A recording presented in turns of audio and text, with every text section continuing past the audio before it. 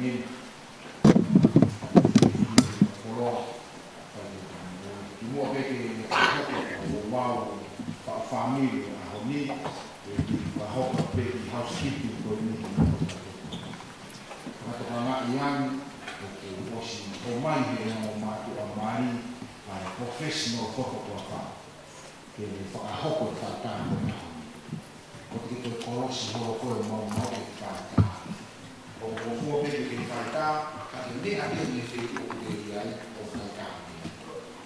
O e au tangata ena te o si kotongi o mea mai i a whakahoko tātā ia, kato waianga, tātā tātā we make this in English so we are all on the same page.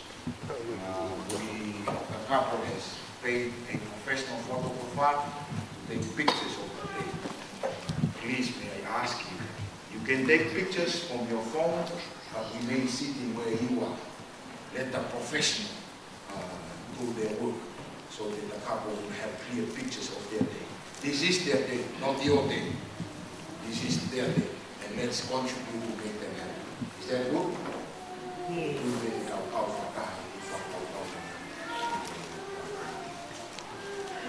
Whakatoa ko te ke u whanga mua he tā whakatapo tō te ko whawa whakea te ke runga māngai tā mō ke whakahoko ai whako i whamiri i he rātanga who o ku whiri ki ai a Stanley whaki moana and said ma istina i he hoa koe ni. O ilo whakapau o ku i kai ko ha whamaro hi a whatu no tinu. Ka ko e na whe ofa aki o ku makatu ungai e na whiri koe ki e ahone. Ka hui ko whatongia koe whaifkau e o ngongolelei o whiawhia ka mai whalau maari e whatu ka mo tena o whiawhia ke o ato e tatane reika ki mo wai. He o atama. Tatane lere ke whamiri o whatu. Tatane le ke whamiri o tina. Ki mari mai ke ngātou tau mai. Toki osi pe koe tau mai koe awa ni mo whakafuro fūrai pe ke haere kāsisu. Ka koe ahoni, mari moa ake lerei taha koe te mora. E kuhange koe lau koe kau e ka whainoni. Ua he te mea. Takai refo ki he ongo whamiri, i he watani, pea o ku whaka o tua e tau kau whakatau.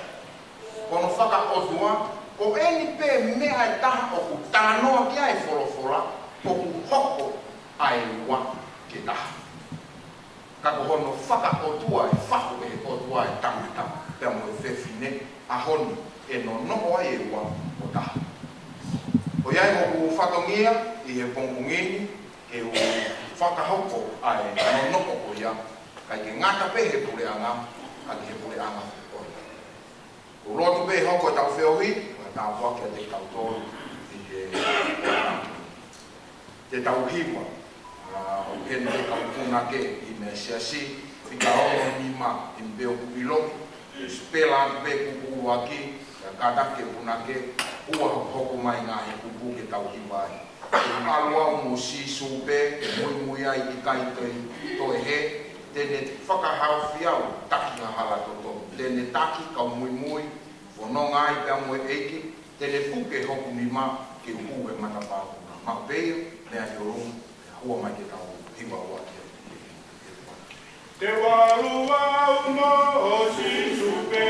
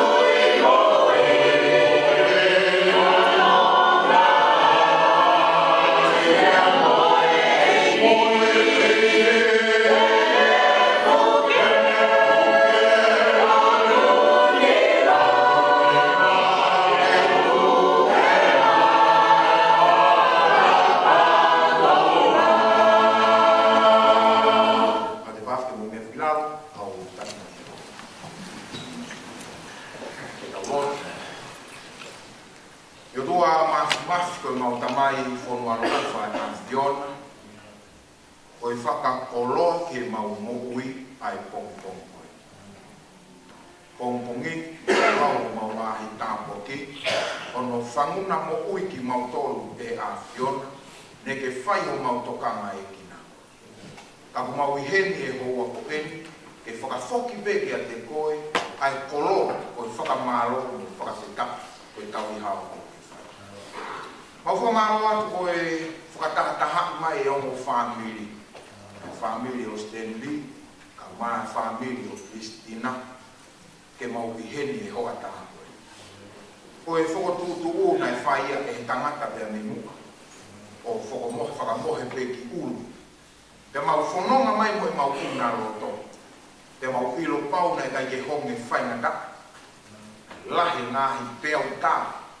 Ka mau wakai he ponghoa tā ko eni ki ho tauhi. Pea ko tonu mo ki mau tolu ke mau tusi he ke whakafoki ke te koe whakamalo na whakitane. Mau whakamalo atu e tau i ofa, ke whai ki he o mo whamiri, o whakahahe kong koeni, ai mau una loto ki he no noho o whakapotua, o no noho he mai a koe mo wha. Mau mo atu o lau mari manu ni, whamore more, a ke whorofora mai ho tamai o eki, o tamai o eki koe waiwai, kau mau hanga hake koe uhi ke whakarea e a Fiona. Hoko, whorofora, koe moni me aia ke no no ake whamerini o lau i tani. Ka pukina mai ki mau tolu, ka mau matake mau ao ilo, kuke a Fio ki mau tolu e Fio ia mai. Kake, hoko mau Fio hi, ke mau fia e whalaka ni a Fio. Toko ni mai ake ki mau tolu e whakau e mau kini, ke kaisi koe aro, kako mau whamu.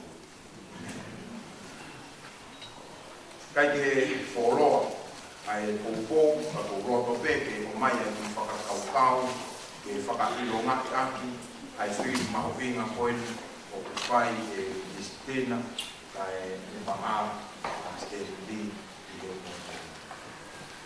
Ko e tāmuaki ki a te au, o e tamai whakalau maari, i a whaki kau mahatina, ko e taim koe ni mau talanoa ai o whekau aki pia mo e whako e whamili o talangi hai me utau kei katari ai. Pea lava atua tina mo whako whakahue whomu, pea pau koe e whomu, whanonga o ki tonga i ki whatauri. Mau talanoa, pea hangie ko e unu holo, ka tamai tina, ko whatu, tamai whatu, ko tina. O tala ni peko fatu peko tina tau mai tau tau ni a tāna. Te koe ni tau ni he. Te koe tui whakapau o i whina ngāna te ea. Ko iai ko roto ke o mai e whakaukau e o koe. Ke whakafotunga aki ai tāpu aki o teu e o tua mā o whāmi e whanau. O whaamu pe ke toku si mai o mo tokanga o mai e ki whakakaukau e pongpungi.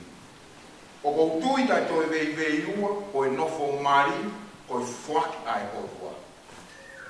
Te ko e whaki ko e he otua ai tangata pia mo e whewhine, ke no no ki naua e he ofa, e toki whakamāwai pe e mati. Ko te vei kano mo le rima ia te. Ka bauta ke e whaki pia mau ki he tohi ko a CNC, uluaki pe o e wahe, o ku hikia e whakakaukau koe ni. Heri koe mo whakatupu he otua ho tau mamani, na ne whaure mai tangata kui ko atamu. O si mau ho tau mamani. Pe whikawewa he otua ki a atamu, ko e na e ku whakatupu. Mea ko toa pe pure ki ai. Ka koe, whiri me iai hau tātanga. Ka rekoti he pētere a ke ai, ho hori koe a atama, ke mahu hano tātama. Pena o se mea whakatupu ko toa pehe, wakai kia e ua whakatupu tangata ai o tua. Te wakai e kia e bea ne pehe, o i kai hawhe uma. Ko ngai, koe whuria ko toka ngai o i kai hawhe uma. Ki he tangata. Pakote ki haupe mo e tuna se ne si ke konga whakaosi koe mahe, ka mana iku e vei si ua ono. O bere na wholofola e o tua. O si ene na wholofola e koe mo atama. Tanang koe a atama o kui kai ha fe uma I he whakatupu.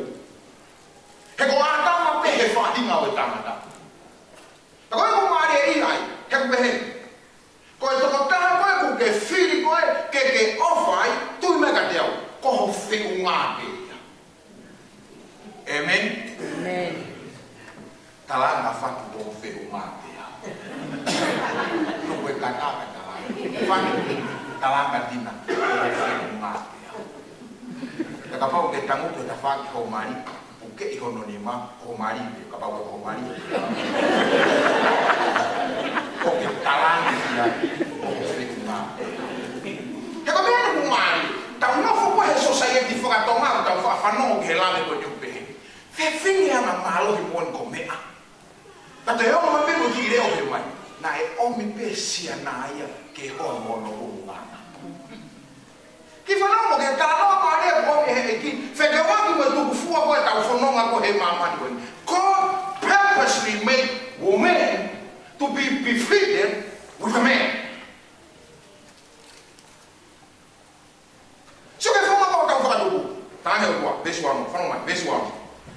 Pēnai whorofora ai o tua, ke tau ngaui ai tangata I ho tau tatau, ho tau wanga, pēa ke nau pure ke ika o e tahi, pe hau lewa pura o tua. Sai. Tau ngaui ai tangata ke tatau mo tau tau neanga. O sene tarangi e atamaila, kai ke ha wheku ngai e whakatuku mo ona. Tāne mai o tua, sai. Te ungaohi hawhe unga mo. And I love the fact that my God purposely made somebody fitted for me. Let me tell you this. Without my dear wife, but God made my wife for me. Hey, go. Tango ko sai te o ngau rewa ke te koe ha wheu ka koe wheu ngai o sme ai koe ko mea mai ka tau ke whua whakamohe e o tua e tangata pea ni toko e hui waka waka e tangata o ne whakua e toko taha o ui koe whewhini ko tanga ko whawhe hei koe ne whakua ai whewhine pea ne whawhangu e tangata Peko ne whawhangu koe he o tua e tangata, pehe he kau te oro siahe, he ofo koe a tama koe o sio ki he whiwhine. Ko whireko waha kau te oro siahe o whakamata, ai koe whireko e wanda. Ai kuhinga e koe whiwhiri. Mana koe nai mohe whoke a tama ia homo whau koa iwi. Nai kai ne sio ia he prosesi ko ia. He nai o si sio ia he mea whakatupu kotoa pea he o tua. Uwhanga whakatapu. Nai sio ki he akau, nai sio ki he monu manu. O si sio katoa atamai ngai me whakatupu ko ia. Ko eni. Hono whakatupu ko e whewhine, ko mene ufo ge sio a atama. Tako ne ofo ko e mene mohe, no mo ke me kona e lea e atama. O ne wakai ko e ke whewhine, te toki wao a atama wehe. Ko e hui eni hoku ngahi ui. Ko e kakano eni hoku kakano oku fe ungaia moa.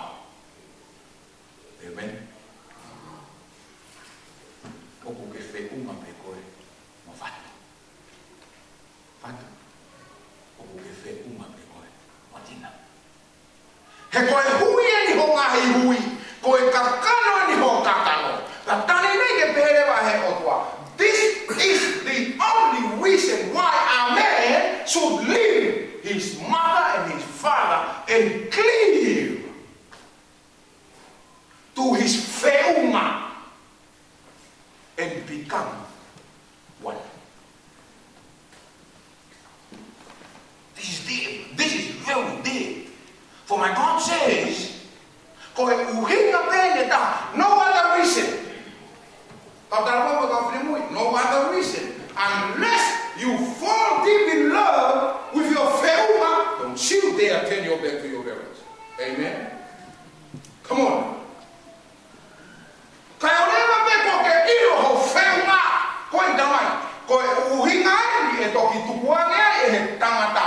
Ene tama mai pe mo ene fae kai piki tai ke fefine ona ta kano tabe.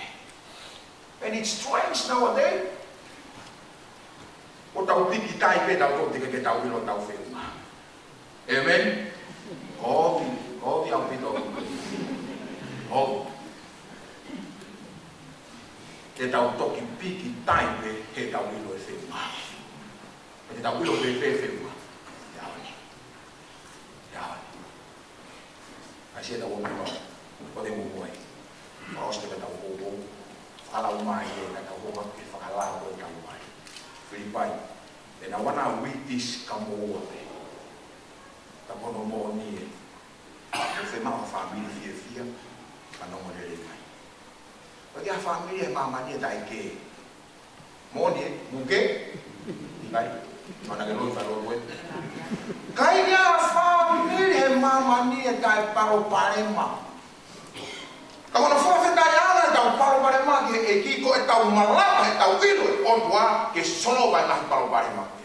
Ahoni fato dina. Kono no foka o tua moa. O ka ta me ko ita he ka me le os. Vai pa que le tau a fu mo ka ai hala que si mate pe pe tan la. Ko ita me ko ita le. Bueno, o una mai apostolo que me ako e lama e tau nofo api que mama unu tau lau i po e behenia. Ne hiki te ha Filipai, wahe wha, ya mo vesi hono walu o behenia no lau. E ka aina, o hono whakakos e ni ke ilonga ngai mea ku mooni, ke ilonga ngai mea ku mata lele, ke ilonga ngai mea ku totonu, ke ilonga ngai mea ku maotoni, ke ilonga ngai mea ku whakakofofa, ke ilonga ngai mea ku ngongongo lele, ka pau o iai halelei, peha mea ke whakamalo ia, toko kama ke ngai mea ko ia. O ua translation o pehe, o ua translation. O ua e tanaki mai veve. E te mo whakakikihi ai pe moke. Ahoi te tari te fōu. Mea koe te whakamamawha mo toka ngā, mea koe kumoni. Mea koe te whakamamawha mo toka ngā, mea koe kumauroni. Kau mo pe mai, kau hame kumauroni, hame e whakamawha. E whakamawha pe heni ia. Whakamawha e whakamawha pika o te kata koe, o te whakamawha pika te. Amen. E siu me kau o siu. Ke malama family o whakaroloto i pereke. Unfortunately, I cannot deepen your relationship, but Jesus can. Unfortunately, the Seventh-day Adventists cannot deepen your relationship, but Jesus can. So let me once again remind you. Me ahon ka mo fema o ke turaki o mo ofa o lo roto e ke amata falu te mai e whanau mana tui e ki pe mana tui e isa yoene o lo tui e tau whetu o aki e tau kina ki tau tote e ki i whakau au no o whakau te whame fo Amen.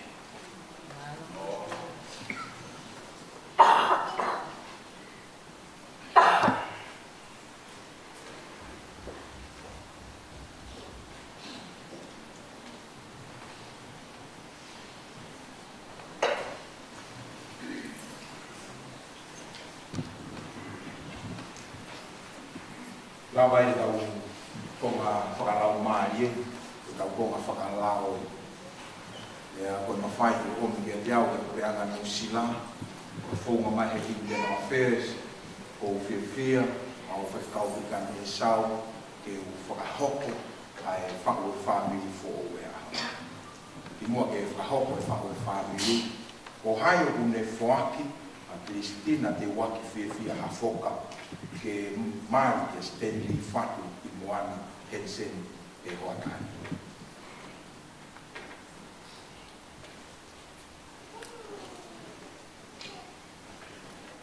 Moana.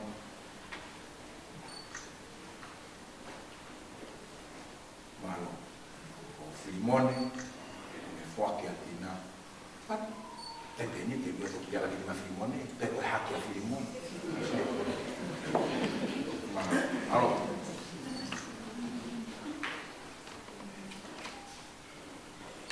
Ange matalai kau ia pe hawa tu ke. Oku mo fe ma aki. Oke ni oia rit awata. Sai. Kamata mo me whakapapau, whakapapau, o yani mui me kia. Lau e whatu me whakapapau, yani mui me kia. Ko ne hiri koe lau tau whakapapau, ka te whehu i atu e ma. Os koe whehu i, kia ke tuku ke he mai, ko hoku lo tō ia. Whemaku o lau.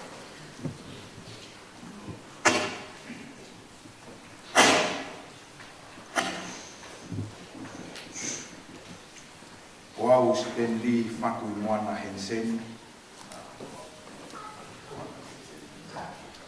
i awhio mai a tua mafi i hao-haonga o ta whamili o kou whiawhia ke mako e Christina te waki whiawhia a whoka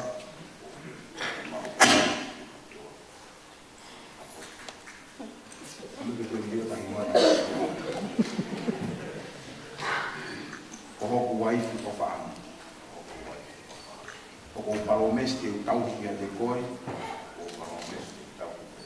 I he mohu lelei, i he mahamahaki, i he whai ngataa, i he whai mofua, i he masiwa, i he tū maari.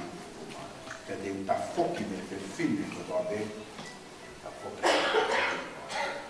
o tauhi be kia te koe. Te whamawai ki taua e mate.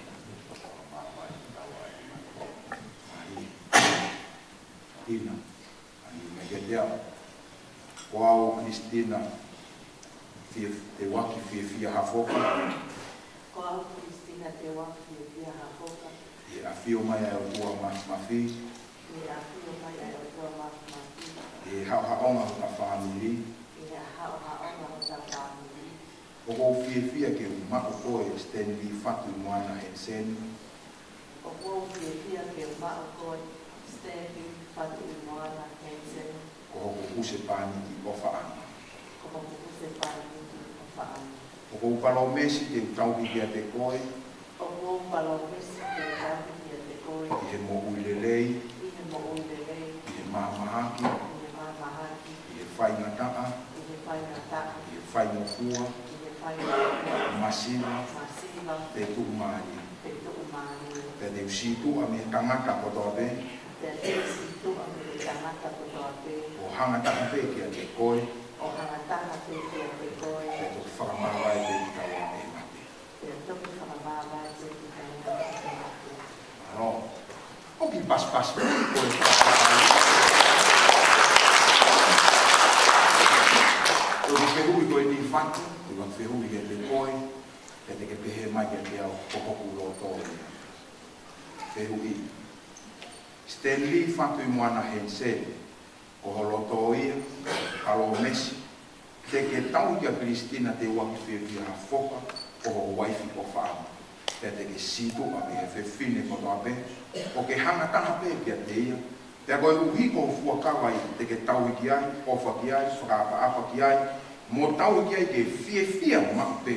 O to whakamawai pe ki mua e mate.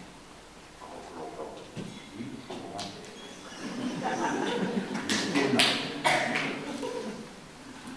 Wau Christina te waki ha whoka.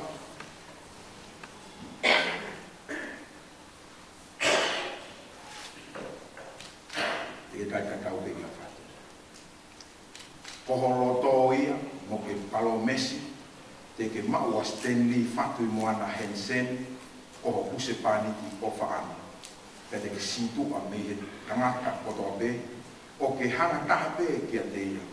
Te koe uhi ko fua kawa ia, te ke tau ki ai, ofa ki ai, whakaapa ki ai, mo tau ki ai ke whiawhia mau pe, o toki tauwhi pe e mate.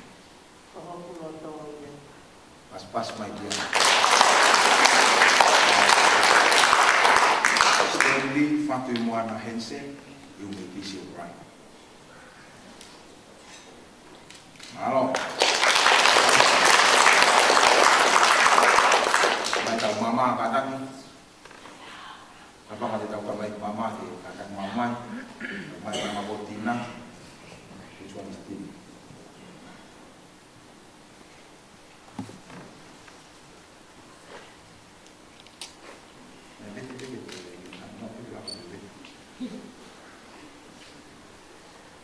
Huyo ni Mungu ndiye afanye.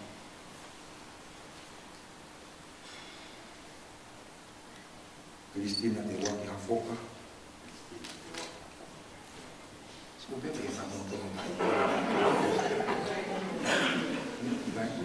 Cristina de waki fia hafoka. E mamani. E foka taibo e pofa. Palo Messi. E whakawhia maari e kia te pōi. E ke whakamako ki taua e heko tua. Mo whakaloloko e ta au wha. O tuku tumbua mo tolona. Now, I want you to look at Timothy's eye. Kome noka ka pālani, I for the Bible. I love you.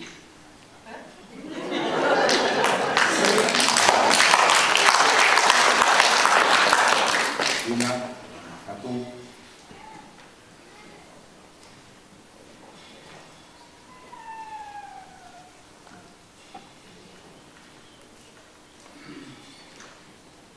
Lalu kita Delfina.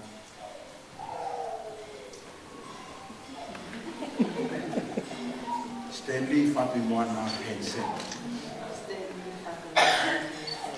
Ihe maman. O whakatai e o eku o wha. Mo eku palo Messi. E whakawhia maari e kia te koe. Ia ke whakamako ki taua e o tua. Mo whakaloloko e ta o wha. O tuku tuku a motolona. The same, look at Fatu, straight in the eyes. I love you.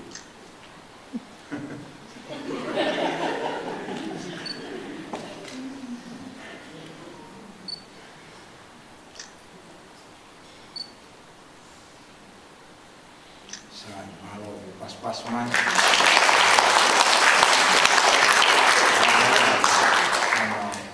Ala ko ko ka o family ka ini tu ma o le fa mo on ko ko la ko.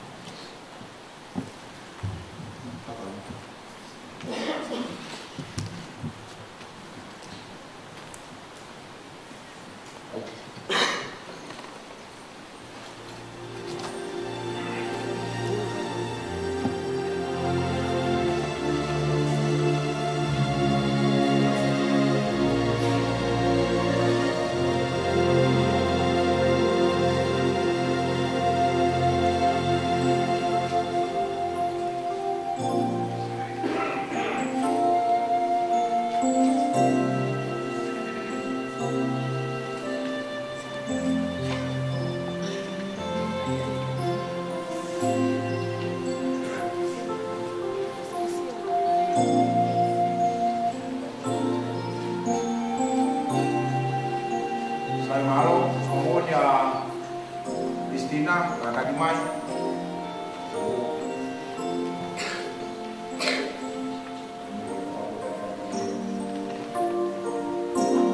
Kakak yang membangun Kak Fatu.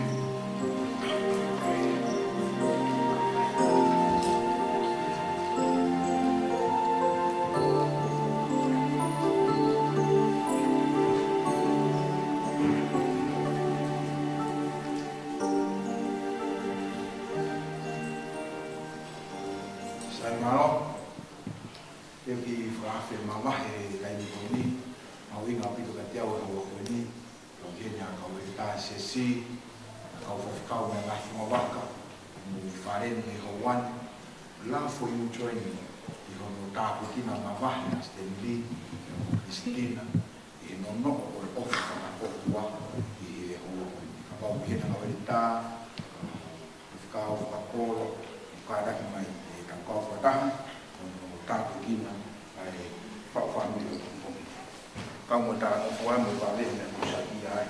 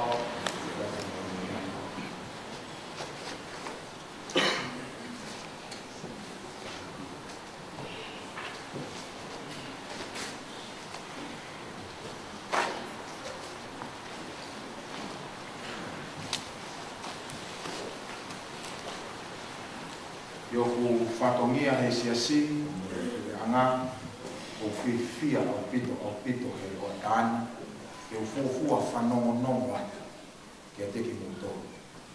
Ua mai Stanley Bermo Christina. Therefore, I present to you for the first time, Mr. and Mrs. Hansen.